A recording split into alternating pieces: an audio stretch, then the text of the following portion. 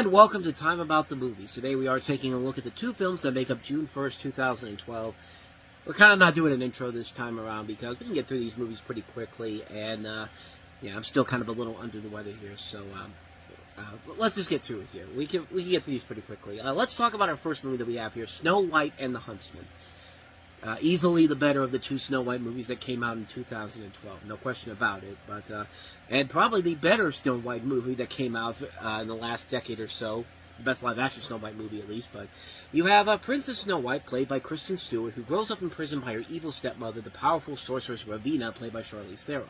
After Snow White escapes into the forest, Ravenna enlists a huntsman named Eric, played by Chris Hemsworth, to capture her. But he eventually becomes Snow White's companion in a quest to overthrow Ravenna and end her dark reign. So I like this one a lot more than Mirror Mirror, and I liked it more because Mirror Mirror seemed like it had its head so far up its own ass. I mean, it was a movie that was supposed to be a comedy, but a self-referential comedy, and a badly put together self-referential comedy, because, I mean, it's a movie that has its head so far up its own butt, and its pretentiousness while also trying to be funny too. This one takes itself, granted, a little more seriously than it should, but it's actually a movie where you feel like you got more than your money's worth with it. I mean, it's a movie that I think is a whole lot better than Mirror Mirror on so many levels. I think it's great because it's a movie that knows what it is. It can be fun, over-the-top action, with a lot of, as well also being kind of a darker, more bleaker story.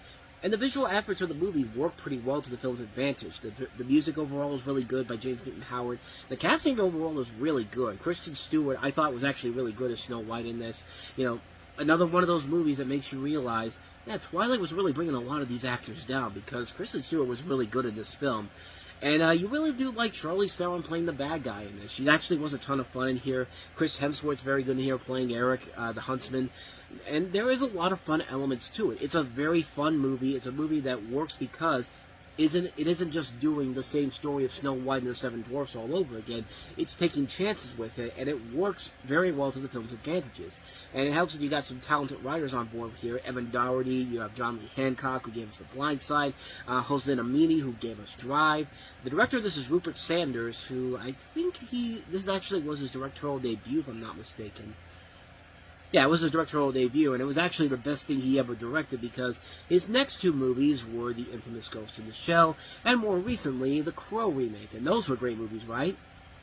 No, of course they weren't. That's why I brought them up. But this movie overall was a lot of fun. It's not a classic by any means necessary, but I thought the movie was a ton of fun overall.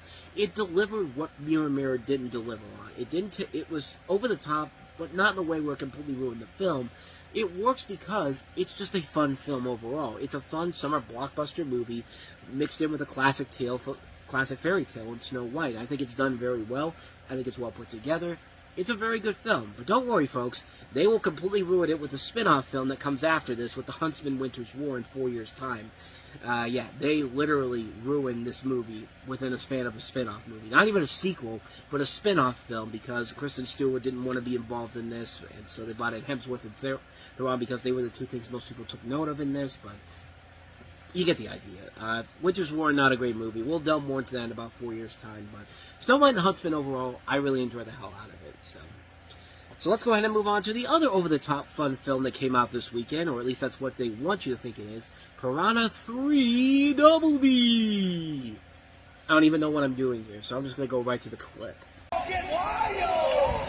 Tell me you did not replace our lifeguards with strippers. Water-certified strippers. Mommy, I got bit. It was a fish. It was not a piranha. Receive your back. These piranha are terrible. Just when you thought it was safe to put your 3D glasses back on. Bring me my legs. Piranha 3 Double D. People are dying. I'm not a lifeguard. Never was. And why are you even here? Yeah, because you're on Baywatch. You know, that trailer has a lot of the fun things about this movie and the stuff that's really terrible about this movie. And stuff like that, David Hasselhoff just randomly showing up, not as a lifeguard, but because he was on Baywatch. You know, the SpongeBob SquarePants movie had a better representation on how to use their David Hasselhoff. This movie does not. And yeah, like I said, this is one of the many things that makes this not as good as the original Piranha 3D was. You have the events taking place after those of the previous film, including a school of bloodthirsty prehistoric carnivorous piranhas invading a new open water park in Arizona. You have characters played by Daniel Panabaker, David Koechner, Katrina Bowden from 30 Rock, Gary Busey, Christopher Lloyd. You see Ving Rhames with a cameo in here, and it's literally a cameo because he's uncredited for this movie. And I mean, this was a guy that when Piranha 3D came out, he would go on phone calls to market the movie to sell that film. If he doesn't want his name attached to this movie, then that should probably be a sign that he's not proud of this movie. And really, you can't really blame him for it because, yeah, this thing is pretty bad. Like I said, there are times when the movie can be silly fun. I mean, it is cool to see Ving Rhames using his leg as a shotgun in this and see Christopher Lloyd in this film as well. But there's fun self-referential humor, and then there's forced self-referential humor. And this has a lot of forced self-referential humor. Like, to the point where once they get going with it and just keeps going on and on and on and on, it's just kind of like, shut the hell up already, Jesus. Like, it goes on forever. This thing's not even that long. It's not even 90 minutes long, but it feels like an eternity watching this movie. It's just like, good lord, man. And the jokes that are even in here are not that funny. The cameos they have in here aren't really all that great. I mean, this movie took what made the first movie fun and just completely ruined it by making a sequel that nobody was asking for. And really, there's not much more you can really do with it with a film like this. I mean, the first movie works on its own merits, but this one just feels like they took it way too far. I mean, it's kind of like the Human Centipede 2 of this series, except it's not as effed up as that movie is. And I say that because it's mostly more about gross-out humor and less than about these piranhas coming to kill these people. Like, I mean, it's not a good movie. It's a really lazy film. It's lousily put together. The few funny moments in here are not worth your time at all. Avoid Piranha 3DD like the plague. Plain and simple. Remote control is on the lookout for this light. Come on! This is Alex, one of Europe's most wanted. Distinguishing features, glossy mane. Really? And a very sassy mouth. Special talent, impersonating a chandelier. Whoa! Last seen making the circus a smash success. Well, that was worth the price of admission. You can find this furry villain in DreamWorks Madagascar 3, Europe's most wanted, in theaters tonight. And welcome to Time About the Movies. Today we are taking a look at the 4 films that make up June 8th, 2012, and we're starting off with what many considered to be back then, surprisingly, the biggest new release of the weekend. And I'll talk more about that when we get to Prometheus in a little bit here, but Madagascar 3, Europe's Most Wanted. This is, of course, the 3rd installment of the Madagascar series and the last one of the original Madagascar trilogy.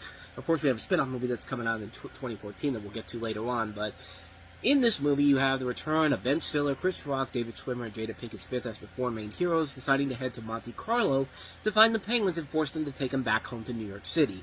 After stumbling into the casino, the animals become criminals and on the run from a diabolical animal hunter played by Frances McDormand.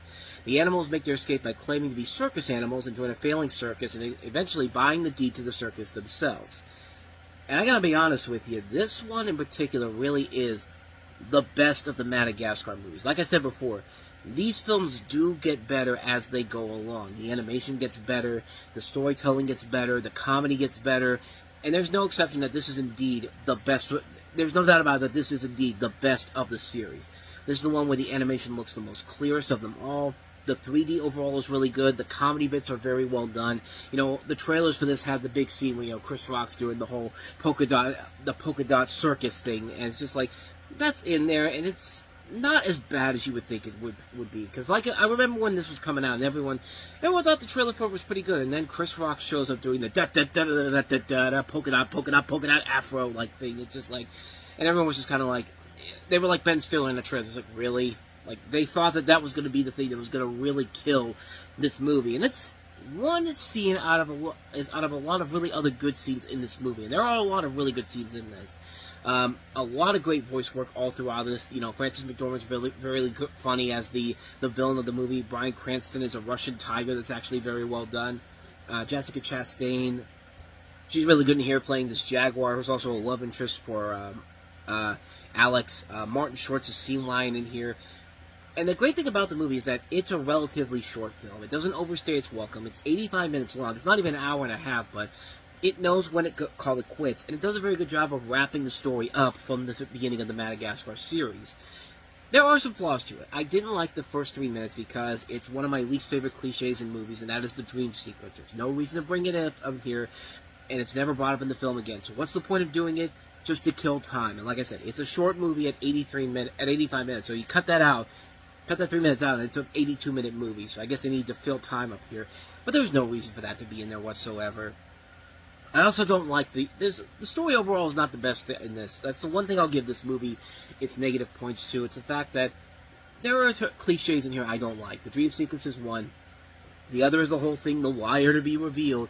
I mean, they already did this in the last movie, so why are we doing this again? Like, they were getting ready to expose the truth anyway, and I got to leave the theater for just a little bit. And by the time I got back, they were already done with it. It's just like, we were already on the, we have to go our separate ways thing. It's just like, I hate that. I hate that so much in these movies. I wish that would stop. But sadly, it's not going away anytime soon. There are some bits that I didn't think was really that great at the time, but knowing the comedy and what they were going for with this, like, the whole thing where, there's a bit where Frances McDormand is singing, the song, Non je ne regarde rien from, you may have heard it in Bay Pig in the City. And when I saw it back then, it made no sense to me, but considering the style of comedy that these movies had, like, she sings this song, and it's enough to heal these animal control guards who are, like, covered in bandages in a span of, like, 2 minutes. I didn't get it back then, but time has gone by when I've gone to look at this and say, you know what? I get it now. I get what you were trying to do here. There's a lot of stupid comedy in this. Like, Julian's attracted to a bear on a unicycle. Why? Because it's the type of humor you expect in a movie like this. And it does have a really engaging climax at the end that takes place in the zoo. Like, I love the way they wrap it up there, and they put a good closure together to the storyline of Madagascar. Like, this really is the best of the three films, even with its flaws. This is still a really good movie overall. They were talking about doing another one for years now. I'm glad they didn't do that. I'm glad they kind of wrapped the story up with them and just continued it on with the Penguins of Madagascar, which I thought made for a pretty good movie that came out the following year, which again we'll get to. But this is still a really good movie. It's still my favorite of the series. It's a really fun series overall.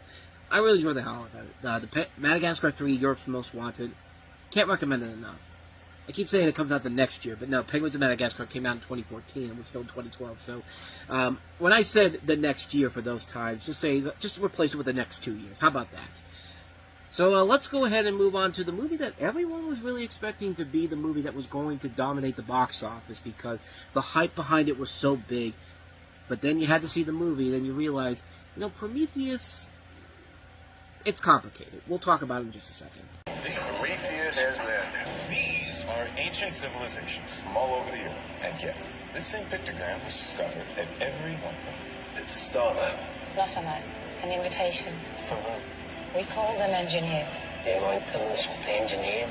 They engineered us. If you're going down there, you're going to die.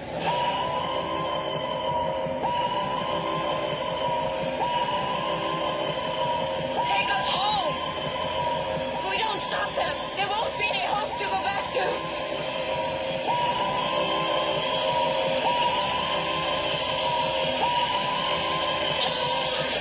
Big things have small beginnings. Prometheus. Rated R. That's deep, bro. And you can kind of see... Actually, you kind of can't see the problems with the movie right away because trailers did a very good job of selling this movie. I mean, they made such a big deal out of it when that first trailer dropped the previous December, and the big thing was that Ridley Scott was coming back to do this. This was the big movie where Ridley Scott's returning to the franchise he built. I mean, this is supposed to be a huge cinematic moment, and the end result was rather disappointing. I'll say that. I'll touch on that in just a second, but... set in the late 21st century and in the same universe as Alien, the story centers on the crew of the spaceship Prometheus as they follow a star map discovered among the remnants of several ancient Earth cultures. Leading to a distant world and advanced civilization, the crew seeks the origins of humanity, but instead discovers a threat that could cause the extinction of the human race. You have characters played by Nibi Rapaz and Charlize Theron and Idris Elba among the cast in this. And like I said, they were building this up to be like the next big movie event. Like, this is something that everyone's got to be there for. This is like Phantom Menace for Alien fans, kind of. And We all saw how how Phantom Menace turned out back then, but yeah, I definitely would say that the similar effects of the Phantom Menace after the movie came out could be pretty much summed up with this movie here, because yeah, this is not a very good movie. In fact, this one actually was really, really dull.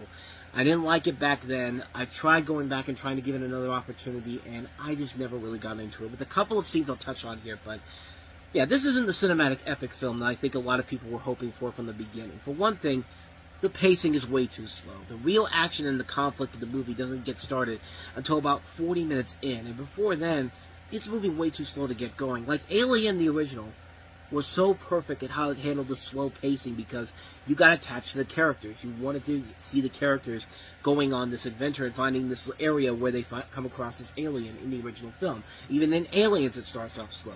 Like, after 40 minutes, 40 minutes is a long time to get going here. You got to have something building up to that point.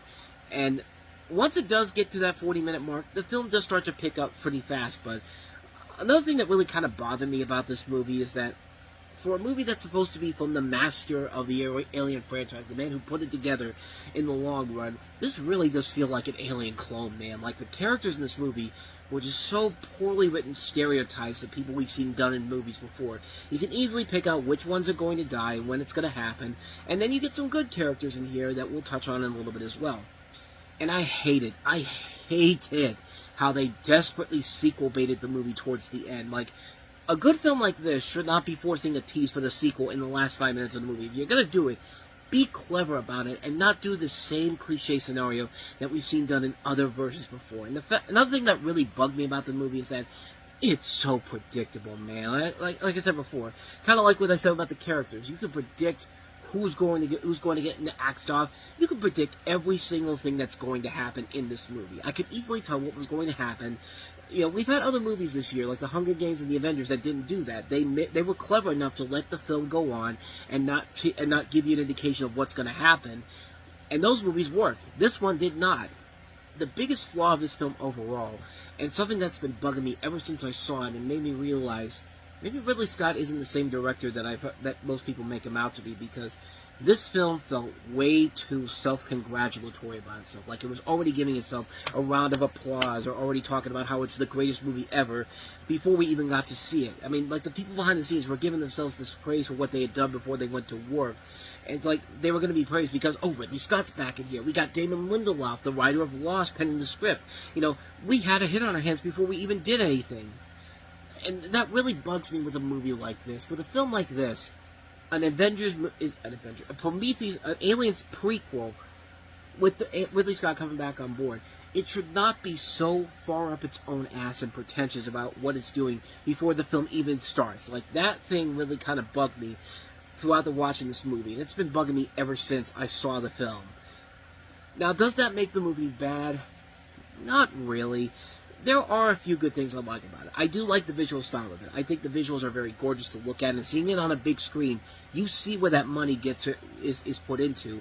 You know, 40 minutes in, the pacing does go from very slow to sloppy and fast to great after that. I mean, the film starts to get good pretty quickly. I mean, the two best characters in the movie are Noomi Rapace, who is really good in this, and definitely in a much better American film role than the girl with the dragon, than Sherlock Holmes: The Game of Shadows. Not the girl with the dragon that too, but Michael Fassbender, who I thought was really, really good in this movie. He gave a performance that was so good on the same level of Andy Serkis in Rise of the Planet of the Apes good. I mean, that was how good he was back when this movie came out. My favorite scene in the entire movie, and I think it's everyone's favorite scene in the movie, is where, you know, Noomi Rapace has this alien inside of her stomach, and she's trying to do everything she can to get it out of her stomach. So she's got to, like, rip it out herself and then staple her stomach back together.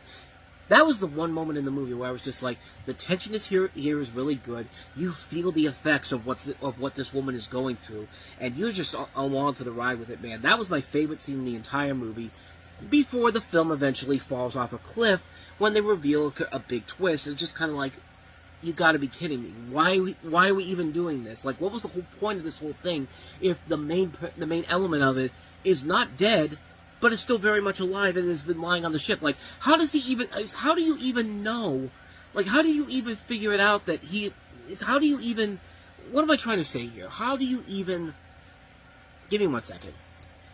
How's this guy that's supposed to be dead somehow on the ship and magically able to stay on there without making any kind of noise that would have tipped off the other people on the ship. Like, it made no sense whatsoever, and it kind of ruins the ebb and flow of the movie going forward. And it's just like, at that point, the movie had no way of coming back from it at that point. I mean, it's a disappointing film, to say the least. This is a movie that really was one of the things that made me push back on Aliens for the longest time, because, for the longest time, there was these Alien and Aliens were the standards, and then you had Alien 3, which was a disappointment, and Alien Resurrection, which was even bigger disappointment, and the Alien vs. Predator movies, which back in the day, the first one was a disappointment, but as time has gone on, we've kind of realized that the first Alien vs. Predator movie was actually a lot better than we let on. Requiem, not so much. Prometheus was one of the biggest disappointments in the series, and Alien Isolation, the next film in the series, was even worse than this. I mean, this movie was at least trying. Alien Isolation just really... Alien Covenant, I keep saying Alien Isolation, good lord. Alien Covenant was much worse than this movie. And we'll touch on that in 2017, but I'll tell you this much. The series has gotten back on track in the last couple of years thanks to Alien Romulus, and also with Alien Earth, that was just on FX as of late. And both of those were great things overall. So Prometheus was the thing that was supposed to jumpstart the Alien series back again, but unfortunately disappointed in a number of different ways. It only took us 12 years later to finally get the Alien reboot that we've been waiting for, and it works to a T. I really enjoyed that Alien Romulus, but I did not enjoy Prometheus. I thought it was a big disappointment back then, and in the time since then, it has not gotten better for me, so take that for what you will. So that's my thoughts on Prometheus, and I know this is one of those reviews where I might be the only one saying this, but I felt it was a major disappointment. So with that said, let's go ahead and move on to our next movie. We got the two big blockbusters out of the way, so now we have the indie pictures out here. Let's start off with the big one, Safety Not Guaranteed. Someone to go back in time with me. This is not a joke. Safety not guaranteed. I want to find this guy. Can I get a couple of interns? I'll do it. All right, give me the lesbian and the Indian, and I got a story. What'd you get? Guy's name, where he works. You ever face certain death? If it was so certain, I wouldn't be here, would I? I'm certain I'm being recorded. I'm certain I'm being followed. What's wrong with this guy? What makes you think there's something wrong with him? Because he thinks he can go back in time. You come to that launch site, you take my hand, and I'll show you who can't time travel.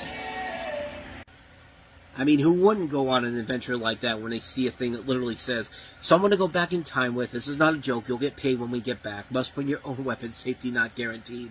I have only done this once before. It's just kind of like, that's enough for me, let me go get my keys and get the hell on out of here.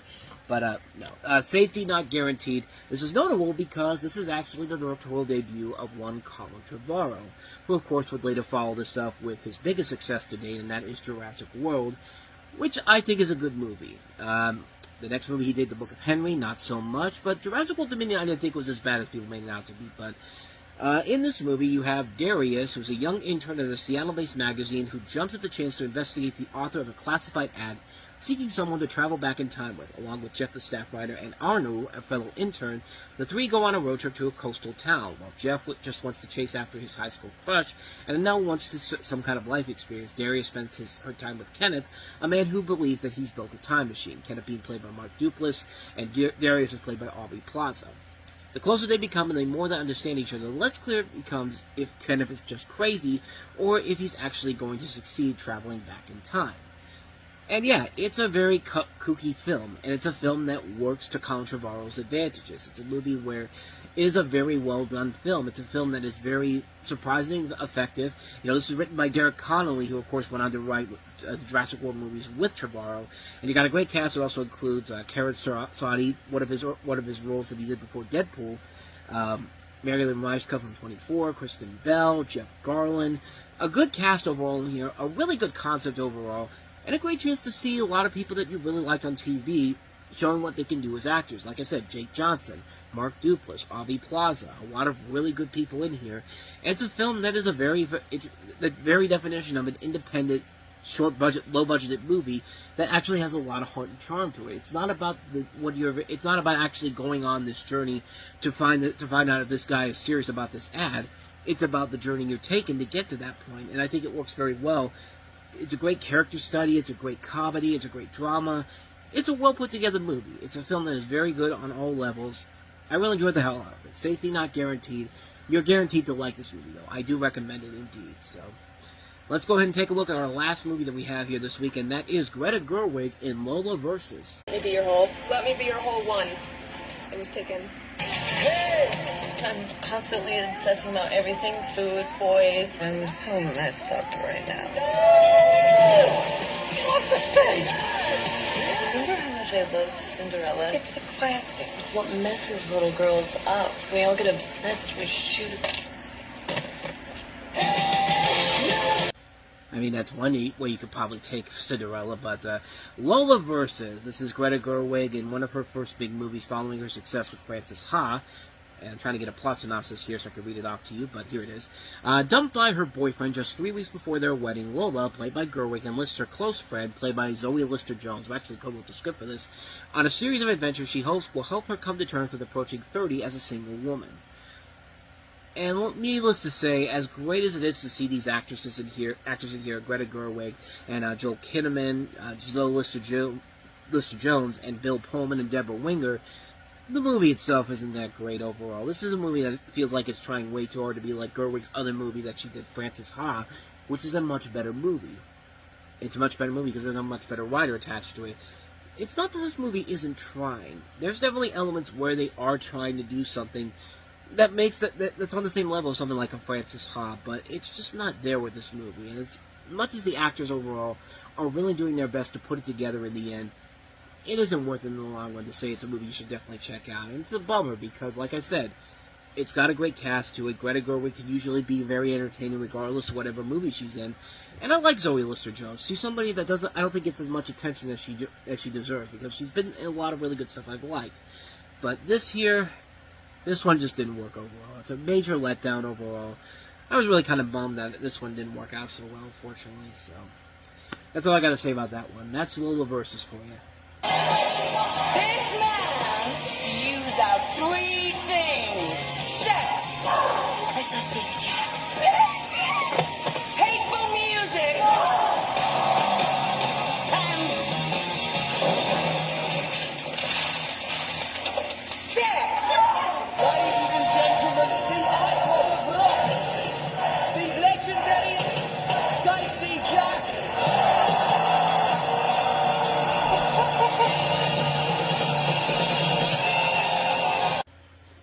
And welcome to this episode of Time About the Movies. Why are we not having an intro this week? I don't know, I just didn't feel like doing it specifically for just 2 movies in general, but this is a rather intriguing weekend for the movies because these 2 films have potential going into it as we're looking at the 2 films that make up June 15, 2012, but as we're going to talk about, potential doesn't always mean a great movie. You can't really judge the book by its cover, you gotta read through it, and these 2 films are the prime example of having to look through this to really see how this really didn't turn out to be as good. These films didn't really turn out to be as good as we thought they were going to be. And let's start off with the first one that we have here, and that is Rock of Ages, which is Adam Shankman's musical follow-up to Hairspray, which came out 5 years earlier, was a massive hit, featured a bunch of notable names in it, John Travolta, James Marsden, Amanda Bynes, Nikki Blonsky, who else was in it? Zac Efron, Brittany Snow, Queen Latifah, just a lot of notable names in that movie. It was a great film overall. This one, my God, it was so close to being as good as that one, but let's talk about this movie. Based off the Broadway musical of the same name, it's set in 1987 Los Angeles, where you have 2 people who are chasing their dreams in the big city. When they meet, it's love at first sight, though their romance will face a series of challenges. And you got all these different stories going around, centering around this big rock star, Stacey Jacks, played by Tom Cruise, which was kind of a big deal back then because his career was on the up and up thanks to the success of Mission Impossible Ghost Protocol, kind of bringing him back on the comeback scene. And, anytime you saw him, people got excited to see what he was going to do with his next film. And to his credit, he is one of the strongest things about this movie. I mean, he is really, really good as Stacey Jacks. He can be very funny. He's also a pretty damn good singer. In fact, everybody in here does a really good job with the singing in this. If you don't know me, I love 80s music. And so this is right up my alley. It's a jukebox musical and featuring a lot of notable names in here. I mean, not just Tom Cruise, but also You got Julianne Hough coming off of her success with Footloose, the debut of Diego Boneta, that you also have Russell Brand, Alex Baldwin, Paul Giamatti, Catherine Zeta-Jones, Malin Ackerman, Mary J. Blige, Bryan Cranston. Just a stacked cast overall, and featuring many classic rock songs from back in the day from people like Def Leppard, Journey, Scorpions, Poison, Foreigner, Guns N' Roses, Pat Benatar, Joan Jett, Bon Jovi, Twisted Snake, REO Speedwagon, Whitesnake, you name it. I mean, the best thing about this movie is the soundtrack, and these actors do a pretty damn good job doing covers of these songs. I mean, they were actually really, really good overall. Like, the one that really took me by surprise was Alec Baldwin and Russell Brand doing I Can't Fight This Feeling Anymore by REO Speedwagon. That was something that I was not expecting to be as good as it could have been, but yeah, the soundtrack overall is really good. I mean, Tom Cruise in particular, when he does Pour Some Sugar on Me, I mean, that is such a good cover, and you know, just showed that Tom Cruise was back and he was able to make fun of himself in general. So it sounds like the movie could be fun, right? Well, then you got to talk about the script overall, and I think the script really is very chaotic and very all over the place. But then again, when you look at one of the names of the writers on this, oh no, it's Alan Loeb, the same guy that gave us such masterpieces of comic gold like The Dilemma and Just Go With It and Wall Street Money Never Sleeps. And yeah, that's what I'm trying to tell you. This is not a good script overall because he's not a very good writer. But it's co-written by Justin Theroux. Justin Theroux's not a bad writer. And at times, it almost works. But the script is all over the place. Scenes make no sense whatsoever. Tom Cruise, there's one scene in particular where he's literally singing into Malin Ackerman's ass. For no particular reason whatsoever. I mean, it's a scene where it just feels really out of the blue. It comes out of nowhere. It's just kind of like, why is that even in this movie? And there's a lot of scenes like that in this film where they just go off cue for no particular reason whatsoever. And to me, that's where the movie kind of falls apart really quickly. And not only that, the film is way too long. It's over 2 hours long, and for a film like this, like, it's gotta be, there's no reason for this to be that long in particular. And, yeah, for me, it's very much a mixed bag of a movie. It's a movie where the cast is overall pretty good, the songs are really good, but it's the story that really kind of falls apart. The pointless scenes that come out of nowhere for no reason, like why are they even in here? And a lot of that really kind of ruins the ebb and flow of the film in general. The soundtrack is great. If there's anything I would recommend about this movie in general, it's that soundtrack. It's something that you have to listen to. But the movie itself, more of a mixed bag. A mixed opinion on this one, but more of a disappointment in general, especially considering that Adam Shankman's not a bad director at all. It's just, you know, this is the guy that made Hairspray, and Hairspray works very well, and I guess they were trying to copy that same success there, but trying to do something a little bit different from the source material, and also trying to have a script that's too chaotic for its own good, really, I think, hurts the film overall in the long run. It's not a bad movie. It's just a movie that I felt like there was so much more left on the table that they couldn't throw in there that I really felt should have been in there. So, yeah, it's a very mixed opinion, more leaning towards a negative response on the movie itself, but the soundtrack is definitely the thing you want to listen to. If there's one thing I could recommend about this movie, seek that soundtrack out if you can find it, because that soundtrack is pretty good. Hearing these celebrities doing these covers, I mean, that's good stuff right there. The movie, not so much. So let's go ahead and take a look at the last film we have here, and that is Adam Sandler and Andy Samberg in the first of their two movies in 2012. This one is definitely the worst of the two. Let's talk about That's My Boy. Johnny Burger! You were like a god to me and my friends growing up. You fucked your teacher in the 7th grade. You are a hero. My dirty boy. Why are you so naughty? I'm just a regular guy who did a wicked fucking awesome thing. Were you thinking that when you were doing whippets with strippers in our kitchen, or when you passed out going down on my pediatrician in my bed? We were friends until you banged my mother. Were you on crack? You suck. You are an imbecilic, immature, obnoxious, uneducated, ignorant asshole who I would like to fuck hard and long. So I'm gonna go put a dent in that. Did I forget to mention this movie was rated R? Because I'm sure if I didn't do it, that was going to tell you right there that, yeah, they were going so hard for the R rating, and needless to say, they failed miserably at it. I mean, this movie, this isn't Jack and Jill levels of bad, but it's pretty damn close, and what makes this even more of a depressing movie is the people who are involved with this movie, which I'll get to them in a moment. But this movie features Adam Sandler as a guy named Donnie Berger, who's a middle-aged alcoholic who once enjoyed celebrity status for being at the center of a teacher-student statutory rape case, which he bangs his teacher, played by Susan Sarandon's daughter, which was Ava Murray, who happens to be when we go back to the present day, she's now played by Susan Sarandon. I mean, that makes perfect sense to do that, but maybe not. Maybe in a better movie it would make sense. But he's trying to rekindle his relationship with his adult son, Todd Peterson, or he calls him Han Solo Burger. Just why? Played by Andy Samberg, born as a result of that illicit relationship, in hopes that the televised reunion will earn him enough money to avoid going to prison for tax debts. That is literally the plot of this movie, and it makes no sense whatsoever. But the worst part about this movie is that this isn't done by the usual Happy Madison people. I mean, a lot of Adam Sandler's crew members are in this movie, but this is directed by Sean Anders, whose last movie he directed was Sex Drive, I believe it was. Let me double check it just to make sure. I could have sworn it was Sex Drive, because he worked on Hot Tub Time Machine, I think. No, he did do Sex Drive, but yeah, this was his follow-up to that movie. So, I mean, he's not in the Adam Sandler fold until this film. But worst of all, this is written by David Casp, who you may not know because you might not look at the credits on TV shows, but he's the guy who created one of my favorite TV shows, Happy Endings, the short-lived show on ABC that ran for a couple seasons, and I thought was the much better Friends show than the actual Friends was. But yeah.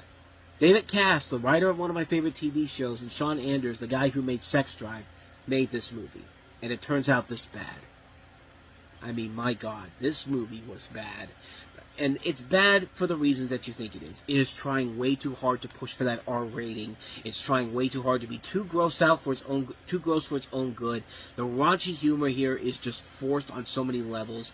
And considering that Adam Sandler's last movie was the PG-rated Jack and Jill, and now he goes from that to this, like, it's just, like, I don't want to say anything bad about Adam Sandler. I mean, Adam Sandler is a funny guy. I like Adam Sandler. I really do. But this was getting to around that time when he was just making bad movies for the sake of making bad movies. I mean, he was making movies literally as tax write-offs for his own vacations, which is funny that the character in this movie is trying to avoid going to prison for his tax debts. Like, why does he just go on vacations and make movies off of them like Adam Sandler does in real life? Because that's what he did for most of this first half of the decade. I mean, he was making these movies for nothing more but tax write-offs. I mean, that's literally what it is. And here's another one where it literally feels like he's forcing this movie to get made for a tax write-off. It just doesn't feel like the effort is being put in there with this movie. I have no problems with Adam Sandler or Andy Samberg. I think they're both very good, and they're very good. They're very funny people. And like I said, they're going to be in a much funnier movie later in the year. And you got a cast that also includes Leighton Meester, James Caan, Susan Sarandon, Milo Ventimiglia, these Will Forte, really, really good actors in here. And this is the best comedy you could give them? I mean, this is a movie that's not even trying to be funny. And we're going to have a much more successful R-rated comedy coming up in the next couple of weeks that actually took chances, actually did something unique with its premise, and actually made for a really funny movie that was actually the best comedy that came out that summer. But we're still a couple of weeks from that away. But by a couple of weeks, we mean a couple of days, and I'll get to that later this week. But the bottom line here is that That's My Boy is a complete waste of everybody's talents involved in here, and just another big blemish for Adam Sandler in general. Now, granted, it's nowhere near as bad as his quartet of terrible films in 2011. Jokes Go With It, Zookeeper, Bucky Larson, Jack and Jill. Those four are still the worst things he's ever been associated with. But this isn't any better either, and it's definitely around that time when Adam Sandler was just making these really bad films for the sake of just making tax write-offs off of them. I mean, his best movie was Blended, and that was the one that was actually well received by most people, and nobody went to go see it at the box office. That's the one that crashed and burned at the box office. But then again, this one didn't do so well either. This was both a critical and financial failure. It barely made back the minimal of its budget of $57.5 million, but some says it goes up to $70 million. Like, how do you spend $70 million on this movie? Honestly, what in this movie counts for $70 million of a budget? I just don't get it, man. This movie is such a mess. Needless to say, you can avoid That's My Boy like the plague, but stick around with Adam Sandler and Andy Samberg, because like I said, they will have a much better movie coming out later on in the year, which is far, far superior than this pile of garbage was. No question about it.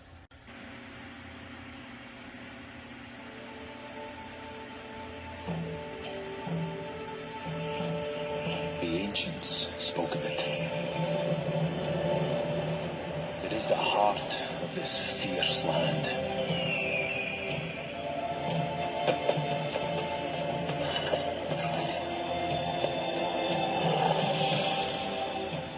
It is carried in the wind.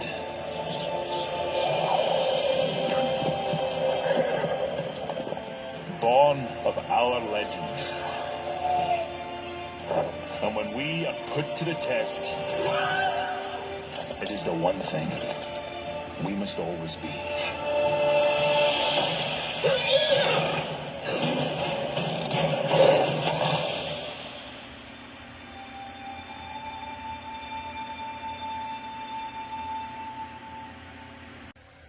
I will tell you this much, when that trailer first came up in front of Cars 2 a year before the movie actually came out, everyone who had saw the early reviews saying that the film was not that great, everyone knew this was going to be Pixar's apology for that movie. This is going to be their magnum opus. They're going to get back on track. They're going to become the Pixar that we've come to know them for.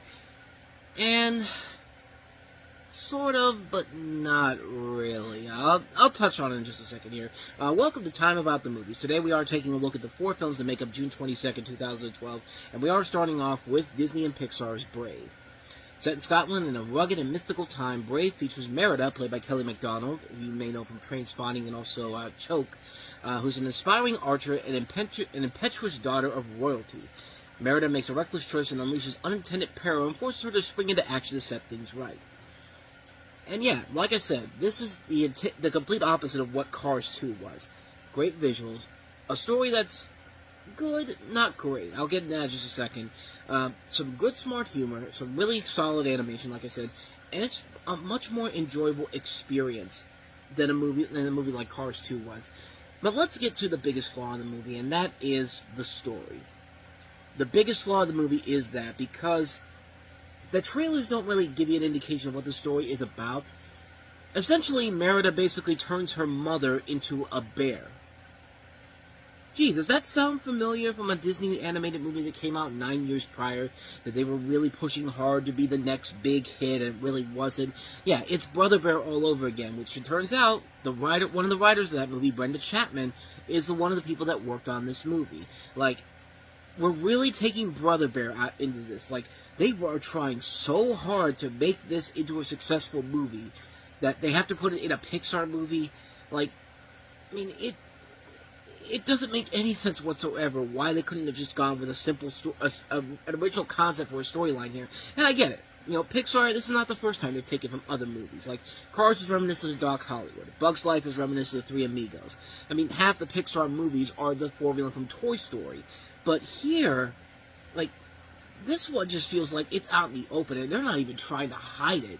Like, the thing that Merida uses to make this happen is given by this wizard who never shows up again after she shows up for a few seconds, and then she doesn't show up at the end of the movie. It's like she doesn't even exist anymore. It's just kind of like, what are we doing here?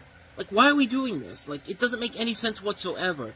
That's really the biggest problem with the movie in general, is the story. But other than that, the movie is good. It's a really good film, and you do like the main character a lot. You like Merida. You know, Kelly MacDonald, once again, giving a really good voice to this character. She creates this impressive personality for her. I liked a lot of the characters. I did like how the story did eventually pan out in the way, and it knew when to wrap things up. And I really did like the chemistry between Merida and her mother, who's voiced by Emma Thompson. I mean, it's Emma Thompson. I mean, Emma Thompson can usually never do any wrong here. And, yeah, she really is great when she's playing the mother in this. But when she does turn into the bear, I do like the chemistry that she and Meredith still have. Like, the bear does not talk at all. And I really think that's a great thing to do. Because, yeah, at least they don't do what Brother Bear didn't have Joaquin Phoenix playing the voice of the bear. Is playing the bear like they did in that movie. They didn't have Emma Thompson playing the voice of the bear in this movie, which I like the fact that the bear is still silent. And Merida's the one that can still talk to her, and they still have this kind of connection that you can still buy into.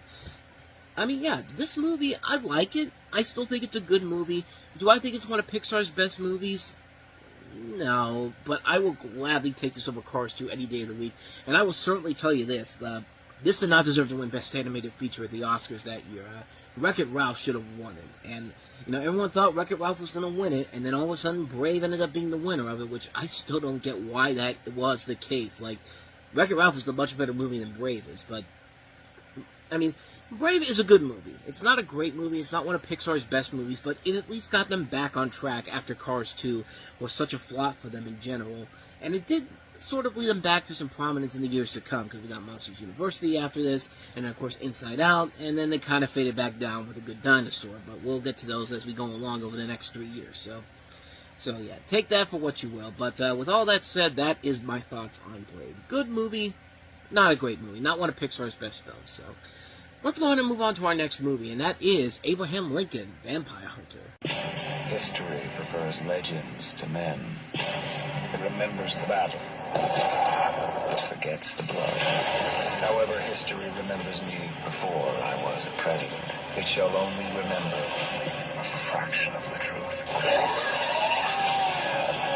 Vampires have been in the New World for centuries, Mr. Lincoln. It's time we had a nation of our own. I shall kill them all.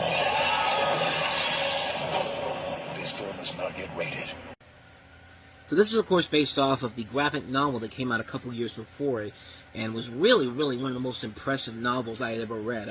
Technically it's not a graphic novel, but it is a really impressive novel, taking the 16th President of the United States and putting him in a zombie movie, pretty much. And I think it's also hilarious that this movie comes out the very same year that Steven Spielberg gave us his Abraham Lincoln biopic later in the year, which I think is kind of amusing, because audiences could see a kick-ass Abraham Lincoln in this movie, and then you could see a more serious Abraham Lincoln played by Daniel Day-Lewis later in the year. But that one's definitely better than this film. It depicts a fictionalized history of the American Civil War with the Evermonious 16th President of the United States reimagined as having a secret identity as a lifelong vampire hunter, fighting against a cast of vampiric slave owners. A concept that should be really cool to see and really fun to watch. Timur Bekmambetov is a really solid visual director. He did the Daywatch movies, he did Wanted, of course, and you have Tim Burton as one of the producers here. Seth Grahame-Smith is one of the writers on this movie. He did Dark Shadows, which was a movie that almost worked if the script had been a lot better. And again, part of the problem with the movie is the script overall. From a technical standpoint, the movie looks visually impressive. It does have that gothic feel that you feel like is right in the same vein of something from Tim Burton and Bekmambetov, but it takes itself way too seriously. It has the same problems that Cowboys and Aliens had the summer before. It took a concept that should be silly, fun, over the top, and made it way too serious for its own good. The pieces are definitely there for a good movie. Benjamin Walker, I think, does a very good job playing Abraham Lincoln. I don't think I've ever seen him in anything of noteworthiness afterwards.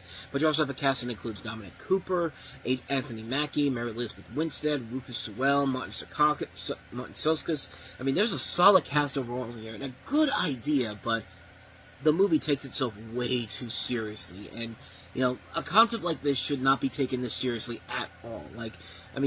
If you're going to take it serious, you got to take the Sinners approach with it. We just had Sinners not too long ago. That's a movie that took a concept like Sinners did, and made it fun, but also very serious too. It found that balance between comedic and dramatic elements to it, with the dramatic elements being more above it than the comedic moments were. And it's my favorite movie of the year so far. That's the approach they should have taken with this movie. This movie really took itself way too seriously to the point it was just like, lighten up already, Jesus Christ.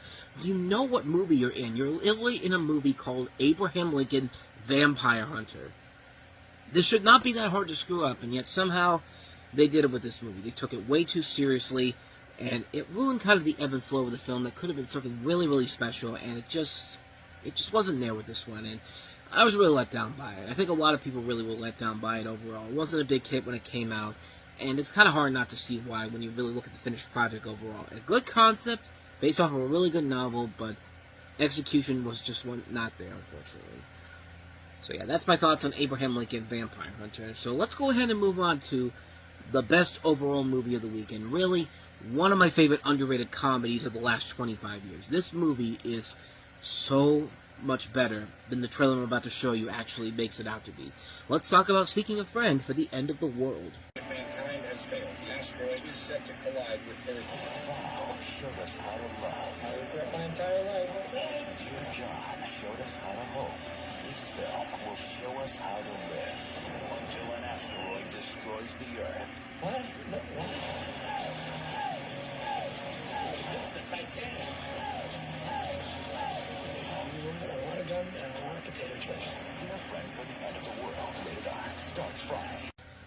So yeah, you can kind of see the first real problems with the marketing for the movie, and that is the fact that they tried to sell it as a Judd Apatow frat pack comedy.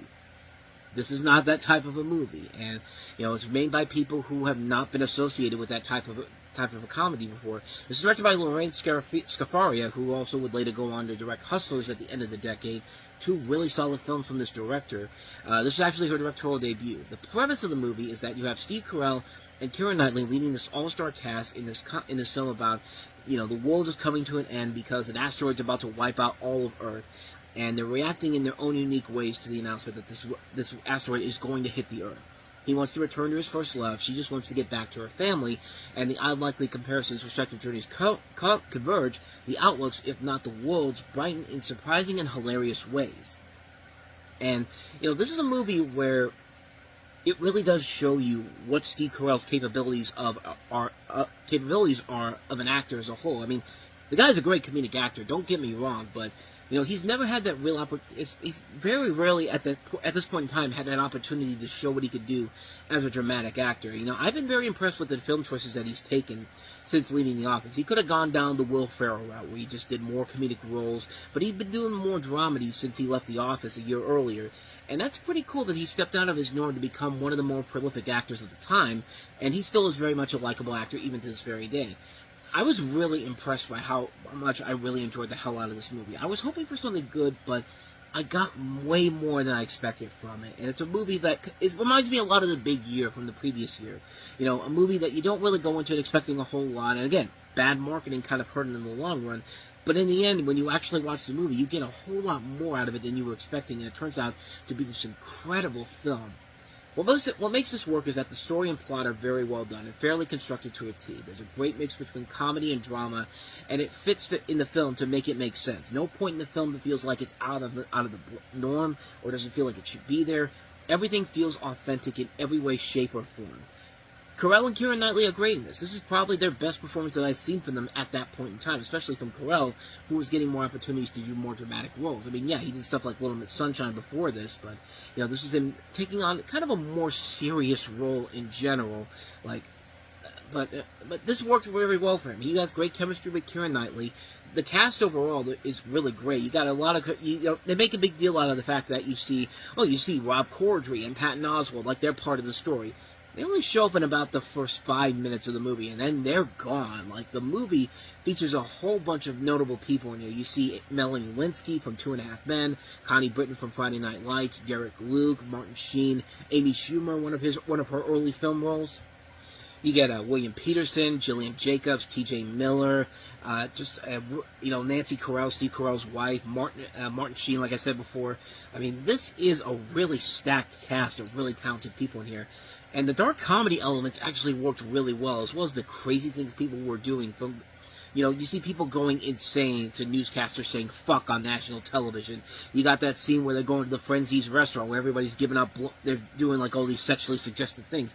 There's even a part in this movie near the end where I thought they were going to do a parody of the infamous Bud Dwyer suicide on national television. If you weren't living in Pennsylvania in 1987, this was a pretty big deal because, like, Bud Dwyer, like, the big thing was he killed himself on national television, but they kind of stepped away from that, which I thought would have been going too far, but I gotta give them credit for almost going there. But part of the reason the movie jumps to that whole other level starts towards the end of the movie. You got this great scene where, where Steve Carell's character Dodge makes amends with his father, played by Martin Sheen. And then you have this montage of the last bit of time everyone has together as Dodge sends Penny to see her dad with the song The Air I Breathe by the Hollies playing in the background. And it's beautifully handled. It's an emotional powerhouse of this scene. It really is one of my favorite scenes in movie history. I mean, the best part about this movie is that it doesn't pull out cop-out bullshit, saying that the world is ending in some other way, or the world, the asteroid's just gonna miss us. No, everything's fine. Everything's gonna be A-okay. No, this is like Deep Impact. That asteroid's going to hit the Earth, and millions of people are going to die. The world is literally coming to an end at the end of the movie. The asteroid hits, the movie is over. It doesn't cop out, and the film ends with the world ending, like I said. That was the deciding factor to whether or not this movie would be good. They didn't pull some bullshit like Swing Vote there, where it's just like, who do you think Kevin Costner chose? You make the decision. No, you're a movie. Make that decision for us. The movie doesn't do that, and it works because of it. I love this movie to death. I have no flaws with it whatsoever. I can't even think of a flaw that's wrong with it. This is a movie that really, really deserves a lot more attention than it deserves. It's such a damn good movie, and I think it needs all the attention now more than ever. It's a fantastic movie, one of the best underrated movies ever made. Seek this one out if you have not seen it. Seeking a Friend for the End of the World. See it, check it out. You will not be disappointed by it at all. So there you go. That's my thoughts on that movie. Easily the best film of the week. So let's go ahead and move on to our last movie that we have here. Woody Allen following up his best film from the year before, Midnight in Paris, with another film set in Europe, I think. Yeah, Europe. Well, it was in Europe, right? Anyway, I'll let you know after I'm done with this. To Rome with Love. In Rome, all is a story. I lived in Rome for a year when I was young and in love and a complete fool. My friend, she's going to be in Rome. You're just going to love her. When I finally get sleeping with a woman, it was incredible. She's so pretty, isn't she? Yo sono qui e se disparo just I don't want to do it. You're in love with your best friend's boyfriend. Doesn't matter what the venue is. You will never understand women. That's been proven. To Rome with Love. Open to CLIPLESS, June 22nd. And yes, the correct answer is that Rome is indeed in Europe. Rome is in Italy, and Italy is in Europe. So there you go. But To Rome with Love, this is a story told in 4 separate vignettes. You have a clerk who wakes up to find himself a celebrity, an architect who takes a trip back to the street he loves as a student, a young couple on their honeymoon, an Italian funeral director whose uncanny singing abilities enraptures his soon-to-be in-law, an American opera director. And you've got a stacked cast that includes Alec Baldwin, Ellen Page, Greta Gerwig, Jesse Eisenberg, Penelope Cruz. I mean, this is a cast that's coming in here after Woody Allen makes his best movie in years, easily his best film in general, Midnight in Paris, and you're expecting another great movie like that film. Well, sad to say that this movie is pretty lousy, and I think it really suffers mostly because, one, it really feels like Woody Allen's trying way too hard to copy somebody else's style of filmmaking, because this feels like a movie, this feels more like a Wes Anderson knockoff movie than a Woody Allen film.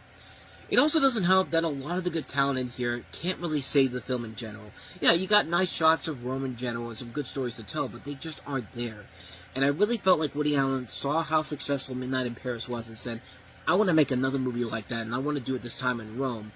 And there's a way you could do that, but this just isn't it. I don't think the writing is as strong. I don't think the comedy is as good. The romance isn't as appealing. I mean, yeah, you got Penelope Cruz looking sexy as always, but, I mean, you got to give her something to do besides just looking sexy. I mean, the movie 9 at least made her sexy and gave her something to do. This did not. I mean, this movie was really a major, major letdown for me. Like, it really did feel like Woody Allen tried to make Midnight in Paris again and just kind of failed miserably. He missed that uplifting atmosphere that made Midnight in Paris the masterpiece that it was. And To Rome with Love definitely is not that. A major, major step down. I was really disappointed by it. I thought there could have been a much better movie made with this, and it just wasn't there. So, major disappointment on To Rome with Love. The really tough. Nothing is more powerful than a young boy's wish. You're my best friend, John.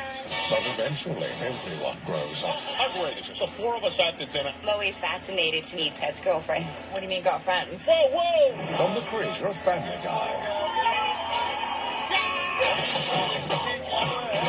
I'm sorry, I love you. I love you too.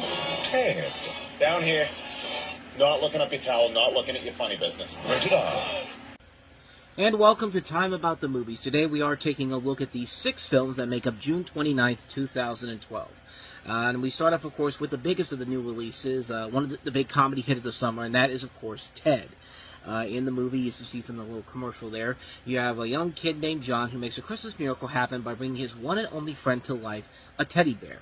The two grow up together, and John, now grown up to be Mark Wahlberg, must then choose to stay with either his girlfriend, played by Mila Kunis, of course is made from Family Guy, or keep his friendship with his crude and extremely inappropriate teddy bear named Ted, voiced and motion captured by Seth MacFarlane. Now, I've always been a fan of Seth MacFarlane's work for many years. I've liked a lot of his shows, Family Guy, especially in the early years. American Dad is still very funny. The Cleveland Show, very hit and miss overall. Even some of his movies, like Million Ways to Die in the West, wasn't the best overall, but certainly wasn't as bad as people made it out to be. But I was very curious to see how this film in particular was going to work with his film debut, and I thought the trailer sold me right off the bat. The comedy in those trailers were very funny. The red band and green band trailers made me laugh my ass off the first time I saw them, so I was already excited for this. And I still had to ask myself, could Seth MacFarlane make that successful transition from TV to film? Because, as we've seen in the past, not every TV star can make that transition fluently. You know, MacFarlane did the smart thing and start off with acting roles before he made the transition to directing a film, with a role in Hellboy 2, The Golden Army, and a disappointing cameo in the Dwayne Johnson ASIC, The Tooth Fairy. But how much did I like Ted? Well, why don't we ask the man himself? Here he is right here. This really was something that I bought as soon as I saw the movie. I got this, actually I got this around Christmas time. I was at an FYE, I can't remember where it was. I think it was in the Mills Mall, down by the airport in Pittsburgh. And, you know, I saw this in there, and I got this as a Christmas gift to myself, pretty much, because, like, this is a life-size Ted bear. Like, this image, this camera right here can't show it to you here, but let me just show you how life-size this thing is. Yeah, that's how life-size it is. It's literally a life-size replica of Ted. But not only is it a life-size replica, but it can also talk, too. Hey, Johnny, how about a beer, huh? A full Bruce Dostoevsky? Perhaps a Teddy Bruschi? So yeah, that's pretty cool. I actually just found this again to get ready for this review, but this is not how it looked like when I put him away the last time. Here's what he actually looked like beforehand. Yeah, this is exactly how I found him when he was when I was going through my stuff to look for him. But yeah, it looks like a mess. But I don't know. I don't think it looks bad. Ted, what do you think? I don't. I look like Snuggles' accountant. Ah, come on, it ain't that bad. I look like something you give your kid when you tell him Grandma died. Johnny, this bear is for you, but we have some bad news about Meemaw. You're not going to see her anytime soon. I guess it's pretty bad. But if you want a full understanding of what this thing is covered in, this is actually a terrible towel is cover for your head. Which, if you don't have a sweatshirt with like a thing to cover your head on, you can just take this off and you can do this.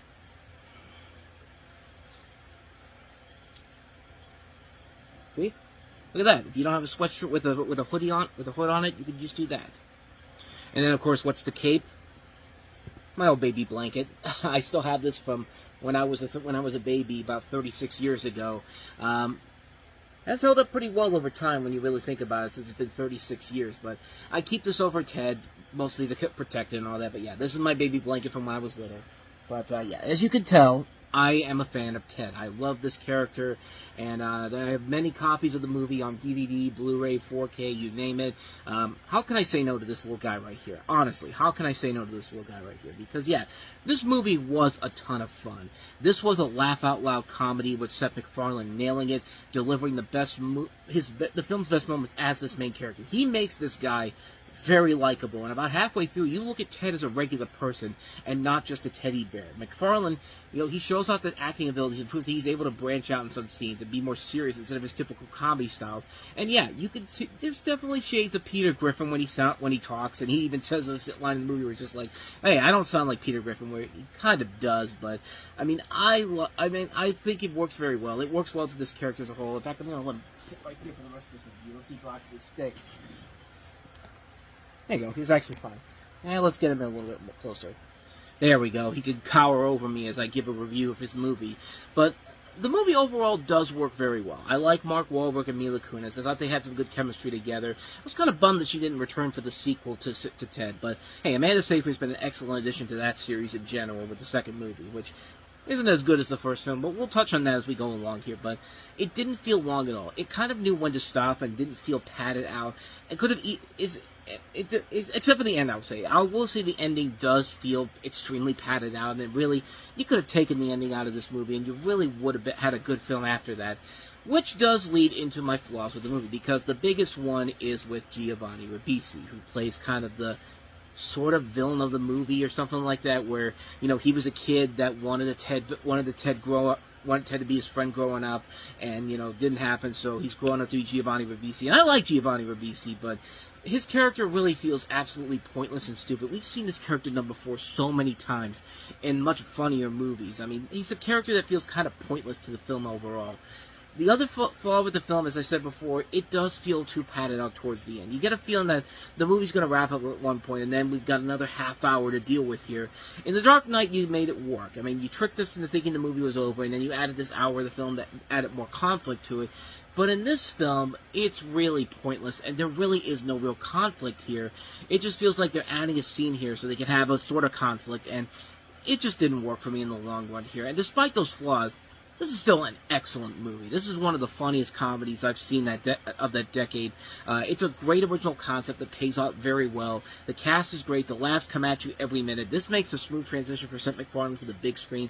And it pays off very well, and I really was curious to see what he would do next. And while many people were still waiting for that Family Guy animated movie for the big screen down the line, I mean, the next couple of movies he did weren't bad in general, just kind of underwhelming compared to the first Ted movie. So, Ted, you did a good job, my friend. So, yeah, there you go. That's my thoughts on Ted.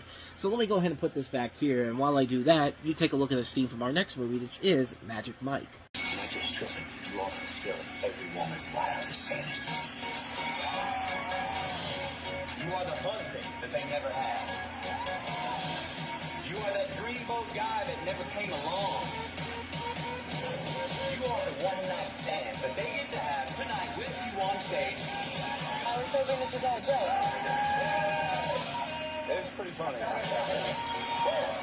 Magic Mike, rated R. Yeah, a movie that you would look at it and go like, well, this is clearly made for the ladies. I don't think a guy like me, a masculine fellow like me, could enjoy a movie like this. Well, turns out a lot of people really enjoyed it. Not just the ladies, but also the guys, too. And pretty much everybody enjoyed this movie. It was a big critical success when it came out. It was Steven Soderbergh's biggest financial success he had in a long time. And it was a great movie. It was a really, really good film where you follow this kid played by Alex Pettyfer, a 19-year-old college dropout who enters the world of male stripping guided by Mike Lane, played by Channing Tatum, who had been in the business for 6 years. You also have characters played by Matt Bomer, Joe Manganiello, and, of course, Matthew McConaughey, in a performance that many thought he should have gotten an Oscar nomination for, and he did not. But at least in a couple of years' time, he would get the Oscar nomination and a win for Dallas Buyers Club, but I think that was mostly kind of a body of work Oscar in general, but we'll save that for discussion when we get to Dallas Buyers Club. But this movie overall does work really well, and it works because, you know, it's based on real life stories from the fact that Channing Tatum was indeed actually a male stripper in Tampa, Florida when he was 18 years old. So this fits right into him, and he gets a chance to show his acting abilities overall. And, you know, this movie proved to a lot of people that this guy can act. I mean, he's really good in the movie, playing this role in general. You have a lot of really good performances all across the board in here. I mean, it's a movie that will appease the obvious ladies who are going out there for a ladies' night and all. This is a movie that does what the Sex and the City movies don't do, and it's entertaining to not only the ladies, but the guys who are being brought out there for date night. They'll find a lot to admire about the movie in terms of the storyline and the fact that they wish they could be in that type of situation that these characters are in. And it's just a good movie. It's Steven Soderbergh doing what Steven Soderbergh does so well. And it works. He takes a concept that should not appeal to all audiences overall and somehow makes a really good film out of it. It's a really strong film. Definitely one of the big surprises of the year that a lot of people didn't see coming, myself included. But it's actually pretty good. It's well worth checking out. Magic Mike, I highly recommend it. So now let's get to the one piece of garbage we have this weekend, and that is the return of Medea in Medea's Witness Protection. I knew nothing about this. The mob is after them, We need moving someplace safe. but only one woman can protect them. Hello. I got soul. Where you been? They're sleeping still. They got to get out. Oh, you're so huge, like a giant bag of Skittles. You better get the hell out, but when I come back up in here, you know what's gonna happen? You're gonna taste the rainbow. Medea's Witness Protection. A butt must be on because it's chewing that dress live. Rated PG-13. In theaters Friday. Okay, first things first, your movie is in trouble right away when Tom Arnold is the first thing you see in your trailer. If you're promoting a movie and Tom Arnold's the first thing you see in a movie that's released in 2012 and isn't released direct to video, Something is clearly wrong in Denmark here, but this is Tyler Perry returning once again as Medea, the 7th installment of this series, the 14th film by Perry, as the 4th film by Perry not to be adapted from one of his plays, and the first Medea film not to be adapted from one of his plays. It tells the story of Medea being host to a family that the FBI has entered into the Witness Protection Program led by Denise Richards and her husband Eugene Levy, due to the fact that the patriarch has been the CFO of a company that the crime family was using to further their Ponzi schemes. And this movie, unfortunately, has the same problem that Eugene Levy had with the movie The Man. I mean, the guy in The Man, he was actually doing a good job with a lackluster script overall, keeping up with Samuel L. Jackson. That's the one thing I'll give that movie credit for. The movie's not great, but at least he was trying in this. This one just feels like this was a film that was supposed to be... This is a movie that felt like it was written in 2002, not 2012. I mean, this is a movie that feels like it should have been right around that time when Eugene Levy was just playing Jim's dad from American Pie, because it literally feels like he's playing a bumbling version of Jim's dad from American Pie. Like, you don't buy that this is a real character whatsoever. And it's not because of Eugene Levy. It's just because the script is fucking terrible. I mean, this is a lousy, lousy movie. It's not funny. The action elements that they're thrown in here are not really great. It's not even a movie that feels like it should be in the same Medea world. Like, it feels like two separate films merged together. Like, Lionsgate had a comedy with Eugene Levy, you know, being put into the Witness Protection Program. And then they said, you know who could make this probably better than we think it will be? Tyler Perry. Let's see if he'll write a script for us. He can write it within 8 hours or so we should have it done by the end of the day. Because that's what it feels like. This script was written within a day, and they just said, fuck it, let's film it. I mean, no joke, this thing was literally filming before the year even began. This film started after the year began, because this didn't start filming until mid to late January, and got done until March. They released this on June 29th of 2012. So that's 6 months in between putting the movie out in production and getting it out there. Like, why? Like, what? Like, why? What? Like, why? Just why? Why this movie? Why waste all these people's talents? Why even make this movie to begin with here? This is a movie that just feels lazy on so many levels, and yet it was one of Tyler Perry's most successful movies. And quite frankly, I can't understand why, but then again, that's his audience. That's his audience coming into this. I mean, we talked about it with him. Say what you will about his movies. The guy is pretty good at marketing his movies to the public that he thinks is going to enjoy it. And they are coming out to see it, and they are making it successes overall. So, yeah, not much more to say about that. But, yeah, there you go. Medea's Witness Protection. We got the bad movie out of the way. Now let's get back to the good stuff here. This is actually a very underrated film that probably many of you don't even remember even came out, but it's got Chris Pine, Elizabeth Banks. It's directed by Alex Kurtzman. It's People Like Us. So, I hear you closed the deal. What's that in commission, about 80K? 84. 84,000? That should just about cover your debt. No, don't do that to me. Jim, that's my year. That's my nut, man. It is not yours. Jim, I need this money. My son blew up a pool at school today.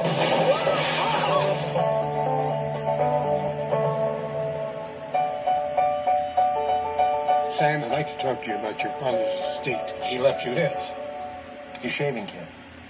$150,000. I'm supposed to give to some woman and kid I've never even met. Record producer Jerry Harper is survived by his wife and son. It's official. I don't exist. Hi, I'm Sam. Frankie. She has my father's eyes and his nose. I don't understand. You don't have any sisters. I do now. Hey, Frankie. Can I get you something that they sell here? I swear to you on my life, I will never hit on you. Ever. Wow, thank you. I'm sure that was meant to reassure me. You seem like a really great person. Your kid's really lucky to have you. My last image of my dad, our taillights, while he drove away to his other family. Mom, you know, you grew up without a father. It was his choice. I can't tell her who I am. I am buried in debt. Buried. Why don't I know anything about you? My father, he always said lean into it. What does that mean? It means that the outcome doesn't matter. What matters is that we're there for it. Whatever it is. Good or bad. Kind of like right now.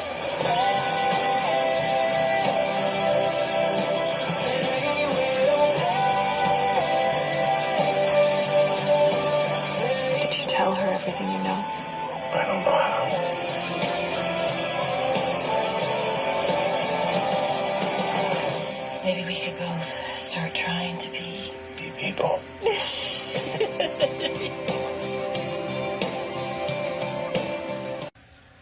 Yeah, this is definitely one of those movies that you really had no idea how the hell they were going to do this storyline without making it come off as ewy. Because, yeah, this is definitely a movie where you have to look at it from... When you look at that trailer, you don't really notice it at first. But when the movie plays out, it's just kind of like, are they really going down the pathway that I think they shouldn't go down? But this is a movie called People Like Us, and it follows a struggling businessman played by Chris Pine, who's flying home to L.A. for the funeral of his estranged record producer father, and discovers that the will stipulates that he must deliver $150,000 in cash to a 30-year-old alcoholic sister played by Elizabeth Banks he never knew existed, and her troubled 11-year-old son. As I mentioned, this is directed by Alex Kurtzman, who had best been known for his work on Lost and Fringe, and also had been behind the Star Trek movies along with Roberto Orci, making his directorial debut with this film. So like Ted, we have a TV writer mostly coming into making his theatrical debut, and while this isn't as strong as Ted is, this is a really good movie overall, one that I really, really enjoyed a lot. Chris Pine and Elizabeth Banks both do a really good job in this movie, giving off their best performances I've seen from both of them. I'm glad to see that Michelle Pfeiffer's getting more work again. I like her playing the mother to these two. The premise overall is really interesting. How do you tell somebody you hardly know that you are related to them? And I was really wondering how that was going to play out. And what I saw, honestly, what happened, I thought worked out very well. It's a hard thing to do this story without feeling like, these two are going to end up banging each other without realizing that they're siblings. We had a comedy about 12 years prior to this, Say It Isn't So, which tried to do that, but that didn't work. But it's a hard thing to do to tell somebody that you never even know that you're related to them, and then when you finally decide to do so, how do you break it to them? And the movie gives you really what you want to see in this. Like, I think they did a very good job of handling that aspect of the storyline. It didn't go down into the icky territories I thought it was going to go down. It helps you got a great score by A.R. Rahman of Slumdog Millionaire, 127 hours. This is one of his more underrated scores. And I like the fact that the film didn't overload the emotional moments like the shitty Lucky one did earlier in the year. There were points in this movie that did make me start to legitimately tear up a little bit, especially in the last scene of the film, which I was really not expecting for this film whatsoever. I mean, Kurtzman knows what he's doing when to face enough emotions, factor enough emotions in that doesn't feel over-bloated. And, and I thought it was really good. I was really taken by surprise here. Kind of like what I did with, Seeking a Friend from the End of the World the previous weekend. But with all that said, though, there are flaws to the film. For one thing, the kid of the movie is pretty obnoxious. Michael Hall Diodoro, who's not quite as bad as Max in Where the Wild Things Are, where you share no sympathy for him whatsoever, but more to the level of the kid from Crazy Stupid Love that goes to stalkerish ways to get this babysitter girlfriend. But about 45 minutes into the movie, the kid really turns around, and you go from hating him to liking him from that point going forward. Another thing I really didn't like about the movie was Olivia Wilde, because mostly she's not being used here very well. She hasn't really been used well enough in movies. Other than Tron Legacy, they've really misused Olivia Wilde in these movies. Cowboys and Aliens, In Time, Year One, The Next 3 Days, The Change Up. Like, she seems like a nice person, so why don't she get better roles? Like, I mean, it makes no sense whatsoever. But ever since then, she's directed some stuff. Like, she directed Booksmart, which I thought was one of my favorite movies of the decade. But then she followed it up with the lackluster Don't Worry, Darling, which had some good ideas to it, but the film overall was just kind of a mess overall. I also didn't like the whole storyline about how Chris Pine's character is being investigated by the FTC because it never gets mentioned again at the end of it. So, what, did something happen off screen and we're just not going to mention it to anybody? Like, it doesn't make any sense whatsoever.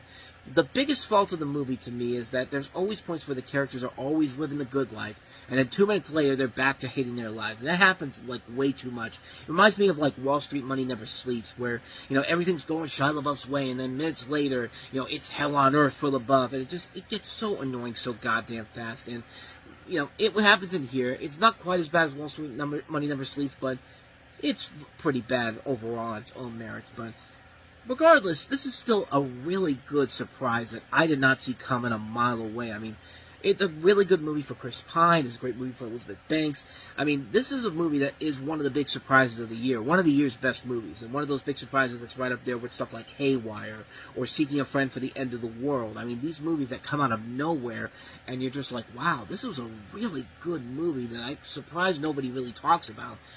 It's a really damn good movie. It's one I highly recommend checking out if you haven't seen it. Most of you probably don't even know what this movie is. Seek this movie out. People Like Us.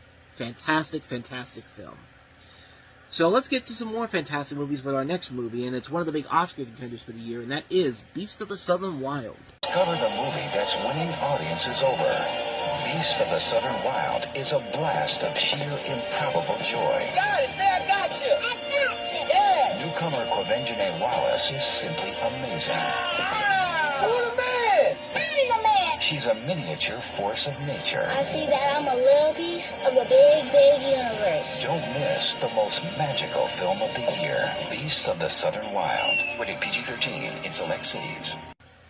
Speaking of Where the Wild Things Are, getting back in that, here's the movie that Where the Wild Things Are probably should have been kind of like. You have Quvenzhané Wallis making her feature film debut playing Hush Puppy, an intrepid 6-year-old girl who lives with her father, Wink, in the bathtub, a southern Delta community at the edge of the world. Wink's tough love prepares her for the unraveling of the universe for a time when he's no longer there to protect her. When Wink conducts a mysterious illness, nature flies out of whack, temperatures rise and the ice caps melt, unleashing an army of prehistoric creatures called Aurochs. When the water's rising, the Aurochs coming, and Wink's health fading, Hush Puppy goes in search of her lost mother. And yeah, this is a terrific movie, man. This is one of those big kind of like with People Like Us. It's a big surprise you don't really see coming a mile away, but it's a really good movie, man. The movie is just gorgeous to look at. Ben Richardson does the cinematography for this. He does a really fantastic job with it. It's directed by Ben Zeitlin, who would later go on to direct Wendy, the Peter Pan movie that came out in 2020 that kind of came and went as well.